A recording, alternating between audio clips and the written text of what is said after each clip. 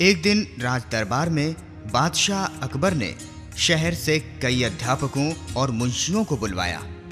अध्यापकों के लिए ये गौरव की बात थी। हिंदू मुस्लिम दोनों जातियों के अध्यापक राज दरबार में पहुंच चुके थे। गणित पढ़ाने वाले अध्यापक विशेष रूप से निमंत्रित थे। राज दरबारी भी अपने समय पर राज दरबार में पहुंचे। वे अपने अपने स्थान पर आकर बैठ गए। वे हैरान थे कि आज बादशाह इन अध्यापकों से न जाने क्या चाहते हैं। बादशाह इनसे न जाने क्या पूछ बैठे। शहंशाह अकबर भी राज दरबार में पहुंचे। राज सिंहासन पर शोभायमान हुए। सभी अपने अपने स्थान पर खड़े हो गए। उन्होंने झुककर बादशाह का अभिवादन किया। शहंशाह अकबर पास ही रखे एक ब्लैक बोर्ड जैसी तख्ती पर उन्होंने चाक मिट्टी से एक रेखा खींच दी। वे अध्यापकों की तरफ मुड़े और कहने लगे, आप सब मेरे देश के अनुभवी और योग्य शिक्षक हैं। मैं आपसे एक छोटे से प्रश्न का समाधान चाहता हूँ। जहाँपना, हम आपकी प्रजा हैं। यदि हम आपके प्रश्न का समाधान कर सके तो ये हम सब के लिए सौभाग्य होगा। ब्लैक बोर्ड पर मैंने एक रेखा खींची है।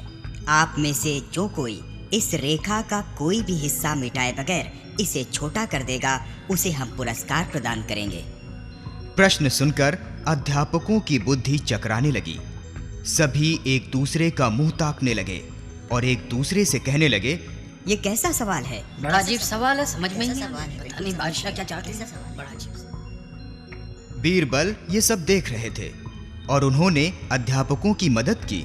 बीरबल अपने आसन से उठे, बादशाह को सलाम किया और निवेदन किया, जहाँपना, ये अध्यापक छोटे छोटे बच्चों को पढ़ाते हैं। ये उनके सवालों का ही जवाब दे सकते हैं। ये जहाँपना के टेढ़े सवालों का उत्तर कैसे दे पाएंगे? बीरबल, तो आप ही इनकी मदद कीजिए। बिना कोई हिस्सा मिटाए इस रेखा को छोटा कर दीजिए। जो हुक्म शहंशाह। बीरबल ने हाथ में चाक मिट्टी ली और ब्लैक बोर्ड के पास गए।